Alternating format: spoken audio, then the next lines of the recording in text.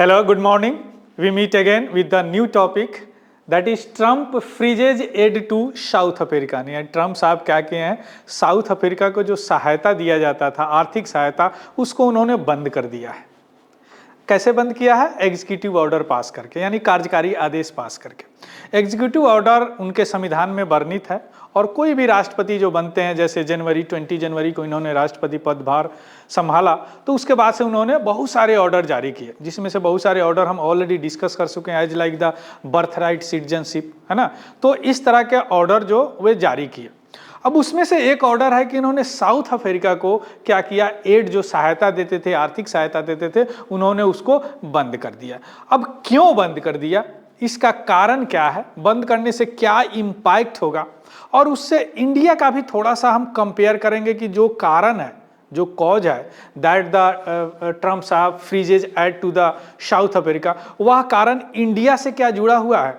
ये सारी चीज अभी हम एक एक करके समझने का प्रयास करते हैं। So let us begin with the news.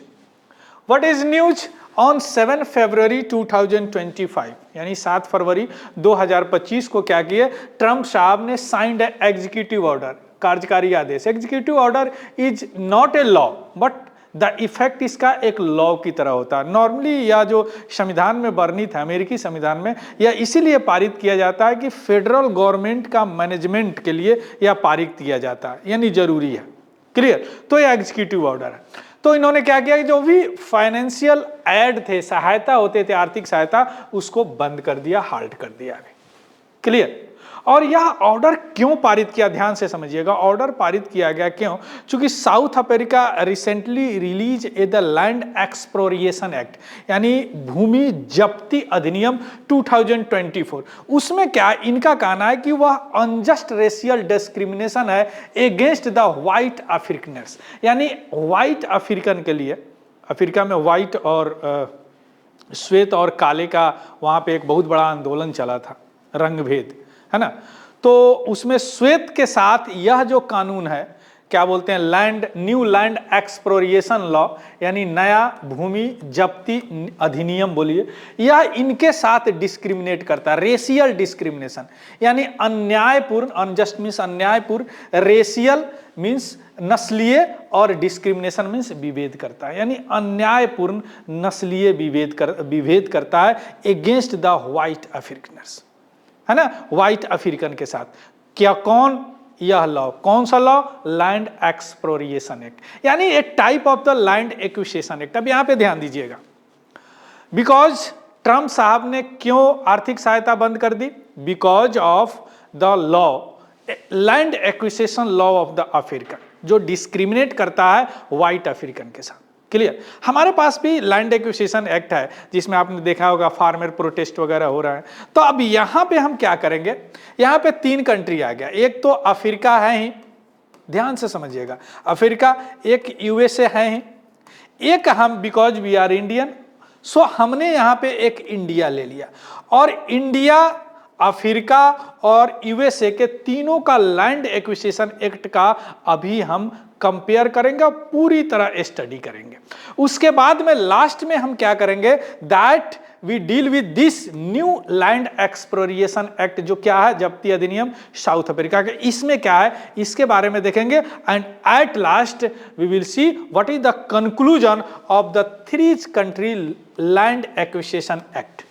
Clear? चलिए शुरू कर, लेकिन उससे पहले हम यह जानना चाहेंगे हम कि कैसे लैंड एक्विजिशन यानी भूमि अधिग्रहण जो नियम है वह कहां से आया। ध्यान से समझिएगा। So right now we are talking about land acquisition act. तो here origin of the land acquisition act, यानी भूमि अधिग्रहण नियम का, भूमि अधिग्रहण का लॉ का, कानून का, यह कहां से आया। यह आया, देखिए, 1625 यानी 1625 में एक विद्वान थे जिनका नाम था ह्यूगो ग्रोटियस। क्या नाम था?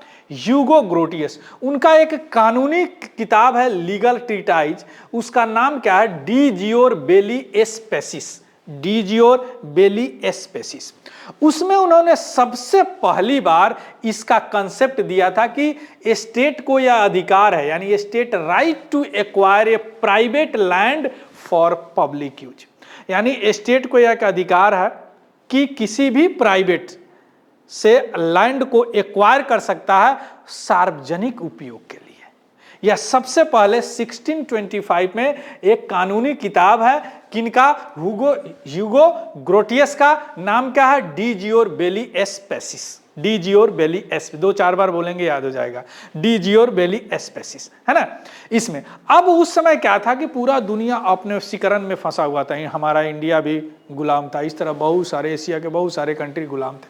तो जो कॉलोनियल रूल था यूरोपियन का, जिसके कारण यह आइडिया कि स्टेट को अधिकार है किसी का लैंड लेने का सार्वजनिक यूज के लिए, यह वैश्विक आइडिया के रूप में बना, और जिसके कारण बहुत सारे कंट्री में यह लैंड एक्विजिशन एक्ट पारित हुआ। अब 3 कंट्री हमने बोला। सो राइट नाउ इंडिया में क्या हुआ? लैंड एक्विजिशन एक्ट आया 1894। उसी तरह साउथ अफ्रीका में एक्सप्रोरिएशन एक्ट आया 1975, इसी से प्रेरित है। उसके बाद में इमिनेंट डोमेन क्लॉज इसमें आया यूएस कॉन्स्टिट्यूशन में 1791। अब समझ में आएगा कि what is the origin of the land acquisition act, land acquisition law, है ना, 1625, और 3 कंट्री में अलग अलग आया। क्लियर? अब हम देखते हैं सब कंट्री का अलग अलग थोड़ा सा विचार करते हैं। लैंड ऑनरशिप, अब मान लीजिए कि किसी का जमीन है, किसी का लैंड है, अगर सरकार उससे ले रहा है तो उस लैंड जब ऑनरशिप है उसका क्या होगा? उसका जमीन आप ऐसे ही ले लेंगे, उसको क्या देंगे? मुआवजा देंगे। कितना देंगे मुआवजा? कुछ तो नियम होना चाहिए, है ना। तो यहां पे यह नियम निकल कर आता है कि लैंड ऑनर राइट्स क्या है इंडिया में, यूएसए में और साउथ अफ्रीका में। सबसे पहले हम शुरू करते हैं यूएसए। यूएस कॉन्स्टिट्यूशन में 5th अमेंडमेंट हुआ 1791, यानी 1791 में। इसमें क्या क्या ध्यान से समझिएगा। Private property can not be taken without due process and just compensation, यानी कोई भी निजी संपत्ति बिना एक प्रोसेस के थ्रू और बिना न्यायपूर्ण मुआवजा के बिना उसको नहीं लिया जा सकता। Without due process and just compensation, यानी कंपनसेशन ऐसा होना चाहिए कि वो न्यायपूर्ण हो। ऐसा नहीं कि उनका 100 रुपया का चीज है, आप 1 रुपया 2 रुपया पकड़ा दो। नो, एक न्यायपूर्ण होना चाहिए, एक प्रोसेस के तहत होना चाहिए। अब आते हैं साउथ अफ्रीका का। साउथ अफ्रीका के संविधान में पोस्ट अपार्थाइड यानी रंग भेद नीति के बाद, जो वहां पे श्वेत काला का था, 1996 में इन्होंने क्या किया कि लैंड एक्विजिशन अलाउ किया, बट ओनली पब्लिक इंटरेस्ट। ध्यान दीजिएगा, यानी आप किसी का संपत्ति ले सकते हैं बट ओनली पब्लिक इंटरेस्ट, यानी सार्वजनिक हित के लिए ले सकते हैं। यहां भी कंपनसेशन इंश्योर किया गया लैंड ओनर को, जिनका है लैंड उनको कंपनसेशन मुआवजा दिया जाएगा। आया बात समझ में? दोनों देख लिया। चलिए अब आते हैं इंडिया। इंडियन कॉन्स्टिट्यूशन, तो इसमें क्या है कि संपत्ति का अधिकार फंडामेंटल राइट था, आर्टिकल 19 और आर्टिकल 31, लेकिन बाद में 1968 में ये दोनों आर्टिकल को हटा दिया गया।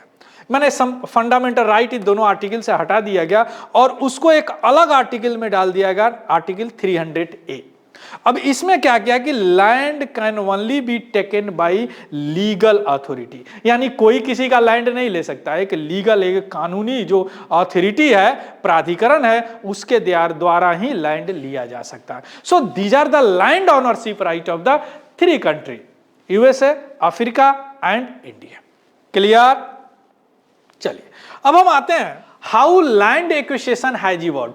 अब देख लीजिए कहां से आया, आपने देख लिया क्या प्रोविजन है तीनों कंट्री में। अब तीनों देश में कहां से यह लैंड एक्विजिशन यानी भूमि ग्रहण, भूमि अधिग्रहण अधिनियम आया। सबसे पहले इंडिया की बात करते हैं। इंडिया में तो आपने सबसे पहले देखा है भूमि अधिग्रहण क्या था, 1894 था लैंड एक्विजिशन एक्ट। उसके बाद में 2013 में एक नया आया, इसको इसी के बदले संशोधन करके, जिसका नाम है right to fair compensation and transparency in land acquisition rehabilitation resettlement act 2013, या इंडिया में आया, अभी यही चल रहा है 2013।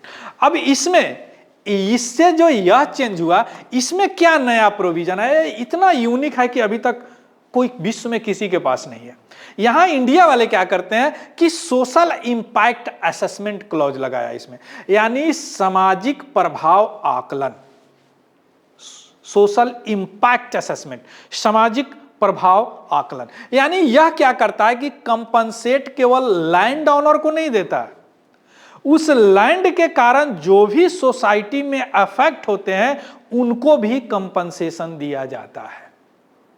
आए बात समझ में? मान लीजिए कि कोई किसी का जमीन है, अगर सरकार को कोई अगर कुछ काम करना है, उसको एक्विजिशन किया, तो लैंड ओनर को तो कंपनसेशन देगा ही, मुआवजा देगा ही, जो भी मार्केट रेट होगा, जो भी लीगल अथॉरिटी तय करेगी, है ना। लेकिन अगर वहां उस जमीन के कारण, वहां पे मान लीजिए कि आप कोई होटल बना रहे हैं और वहां पे एक बस्ती था, अगल बगल में लोग बसे हुए थे, तो जो भी अगल बगल में जो लोग हैं, एक सोशल इंपैक्ट होगा, जिन जिन परिवारों पे पड़ेगा उन सभी परिवार को भी आपको कंपनसेशन यानी मुआवजा देना पड़ेगा। और यह असेसमेंट कहां से होगा? सोशल इंपैक्ट असेसमेंट से। सो that is the unique in the India land acquisition act. यह बड़ा यूनिक है इंडिया का हमारा भूमि अधिग्रहण अधिनियम में। Got it? यानी यहां पे केवल नॉट जस्ट लैंड ओनर, केवल भूमि के जो मालिक हैं उनको नहीं दिया जाता है कंपनसेशन, यह कंपनसेशन उनको भी दिया जाता है जो अफेक्टेड फैमिली है, जो फैमिली प्रभावित हुए हैं इस लैंड एक्विजिशन से। और यहां पे एक मानवीयकरण, ह्यूमन पार्टिसिपेटरी, भागीदारी, ट्रांसपेरेंसी, पारदर्शिता, लैंड एक्विजिशन की बात है, भूमि अधिग्रहण की बात की जाती है। We are talking about India's land acquisition act. Got it? चलिए अब हम आते हैं नेक्स्ट कंट्री, कौन सा? United state. यूनाइटेड स्टेट में आपने देखा है कि एक क्लॉज वहां पे लगाया गया। अब यहां पे इन्होंने क्या किया कि शुरू में आपने देखा कि पब्लिक यूज के लिए कर सकते हैं, है ना, तो पब्लिक यूज को इन्होंने एक्सपैंड किया और यहां पे डाल दिया इकोनॉमिक डेवलपमेंट। मींस सरकार अगर चाहे तो किसी भी भूमि को यानी प्राइवेट इन्वेस्टमेंट के लिए भी अधिग्रहण कर सकता है, बस शर्त यही होना चाहिए कि उस अधिग्रहण से इकोनॉमिक डेवलपमेंट हो, यानी आर्थिक विकास हो। यानी वहां पे इकोनॉमिक डेवलपमेंट ही सबसे बड़ी मुद्दा हो गई। हमारे यहाँ क्या था? Social impact assessment. वहां क्या होगा? Economic development. मींस यहां पे Kelo versus city of New London 2005 में इन्होंने अलाउ किया कि private property to be acquired for private investment. यहां पब्लिक नहीं है, प्राइवेट इन्वेस्टमेंट के लिए, लेकिन कब? अगर उससे इकोनॉमी का कोई बेनिफिट हो, यानी इकोनॉमिक डेवलपमेंट हो। ऐसा इंडिया में नहीं है, इकोनॉमिक डेवलपमेंट। अब इसका जो बैकलेस हो गया क्या कि कुछ स्टेट हैं जैसे टेक्सास हो गया, अलाबामा हो गया, डेलावेयर हो गया, उन्होंने अलग से अपना लॉ पारित किया कि भैया प्राइवेट बिजनेस को तो लैंड एक्विजिशन नहीं होना चाहिए। ठीक है, सरकार ले सकता है, प्राइवेट क्यों ले लेगा?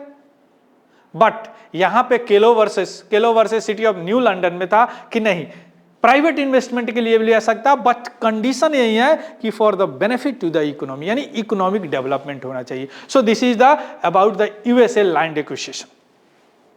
Next is what? Next is South Africa. South Africa में पोस्ट अपार्थाइड यानी रंगभेद के बाद रीडिस्ट्रीब्यूशन चला, पुनर्वितरण चला 1996 से 2004 तक। इसमें क्या क्या देखिए, यहां पे विलिंग सेलर विलिंग बायर का कंसेप्ट हो, यानी अगर आप सेल करना चाहते हैं, अगर वो खरीदना चाहता है, ठीक है, खरीद लो, बेच लो, आप ले लो, उनको दे दो। यह तरह का क्योंकि यहां पे क्या है, एक पुनर्वितरण चला रंगभेद नीति के बाद, है ना, रीडिस्ट्रीब्यूशन। अब इसका कारण क्या? By from the white land owner for the distribution. अब इसका अप्रोच क्या हो गया कि जितने भी वहां पे व्हाइट वाले थे, श्वेत वाले थे, उनसे लैंड ले लेके और डिस्ट्रीब्यूट करने लगा। क्योंकि वहां पे शुरू में श्वेत का चूंकि गुलाम था, तो श्वेत लोग डोमिनेट थे, बाद में वहां डेमोक्रेसी आया, तो अब क्या किया कि ब्लैक के पास तो था ही नहीं, लैंड था ही नहीं, तो श्वेत से ले लेके और उसको डिस्ट्रीब्यूट करने लगा ब्लैक में, पुनर्वितरण। अब इसका क्या इंपैक्ट हुआ कि जो व्हाइट ओनरशिप है वह रिड्यूस हो गया एग्रीकल्चर लैंड में, यानी 86% से 1990 में, जो कि केवल 72% बच गया 2017 में, और अभी भी वह रिड्यूस हो रहा है। या इनका पुनर्वितरण रीडिस्ट्रीब्यूशन के कारण ऐसा हुआ। अब हम आते हैं इनका जो न्यू एक्सप्रोरिएशन यानी जब्ती नियम है, वह क्या है, जिस पे ट्रंप साहब ने आर्थिक सहायता को बंद कर दिया, उसको थोड़ा सा देखिए। अगर हम देखते हैं न्यू एक्सप्रोरिएशन एक्ट यानी नया जब्ती अधिनियम क्या है इनका, इसमें क्या किया है ध्यान से समझिएगा। यहां तो है कि ठीक है, allow government to expropriate land if attempt to buy it fail. ये थोड़ा सा क्लॉज बहुत गड़बड़ है, जिसका ग्लोबली रूप से बड़ा कंसर्न में लिया गया। क्या है कि अगर लैंड ऑनर से सरकार अगर जमीन लेना चाहती है, अगर लैंड ऑनर नहीं देते हैं, उनको इच्छा नहीं है, नहीं बेचेंगे, है ना, तो क्या होता है, सरकार जो उसको जब्त कर लेगी। अगर फेल हो जाती है सरकार उसको बाई करने में, देन गवर्नमेंट दिस एक्ट के तहत, कौन सा एक्ट, न्यू एक्सप्रोरिएशन एक्ट 2024 के तहत, दैट एक्सप्रोरिएट लैंड, उस जमीन को जब्त कर लेगी गवर्नमेंट।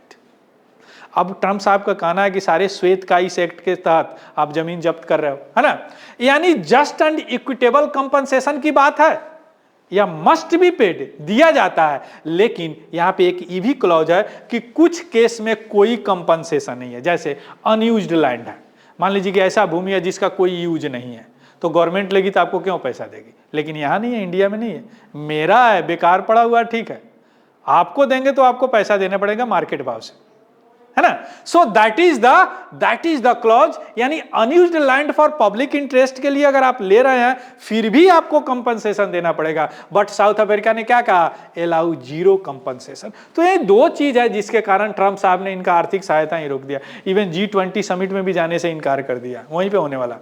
तो urgent expropriation for temporary public use allowed for up to 12 month, ये भी एक कंसर्न वाली बात है, किसमें, न्यू एक्सप्रोरिएशन एक्ट, किसका, साउथ अफ्रीका का। Clear, I hope it is clear to all. अब इससे थोड़ा सा डिफरेंस यहां देख लीजिए, जो अब अभी तक आप पढ़े हैं उसका डिफरेंस देखिए। अगर या इंडिया है या यूएसए या साउथ अफ्रीका, अगर कंपलसरी लैंड एक्विजिशन की बात लेंगे, एकदम लैंड करना जरूरी है, तो इंडिया में है वो प्रोविजन, लेकिन कंपनसेशन भी दिया जाएगा और सोशल इंपैक्ट स्टडी भी होगा, नहीं अफेक्टेड फैमिली को दिया जाएगा। यहां पे केवल कंपनसेशन यूएस में दिया जाएगा, यहां पे केवल कंपनसेशन, इसके अलावा बिना कंपनसेशन की भी बात है साउथ अफ्रीका में। अगर कंपनसेशन की बात करते हैं तो यहां पे रिक्वायर्ड है, देना ही पड़ेगा, इंडिया में यहां भी देना पड़ेगा और यहां भी देना पड़ेगा, लेकिन कुछ केस में नहीं भी देना पड़ेगा। प्राइवेट बिजनेस के लिए इंडिया में आप नहीं ले सकते 2010, यानी कोई प्राइवेट चाहे किसी का लैंड एक्वायर करने के लिए तो नहीं ये कर सकता, लेकिन यहां पे कर सकते हैं अगर इकोनॉमिक डेवलपमेंट हो, यहां पे भी कोई मेंशन नहीं है। रिसेंट कंट्रोवर्सी इंडिया में क्या, फार्मर प्रोटेस्ट चला नोएडा वगैरह के लैंड को, और यहाँ पे क्या होगा, केलो रूलिंग के बाद कुछ स्टेट देखें अपना रूल निकाला, और यहाँ पे ट्रम्प की क्रिटिसिज्म हो रही है साउथ अफ्रीका में, यह जो आर्थिक सहायता बंद किए हैं, किसका, साउथ अफ्रीका का, क्यों, न्यू एक्सप्रोरिएशन एक्ट के तहत। कंक्लूजन पे आते हैं। अब देखिए, अब तीनों कंट्री का, India, USA and south Africa, अपना पूरा देख लिया लैंड एक्विजिशन एक्ट।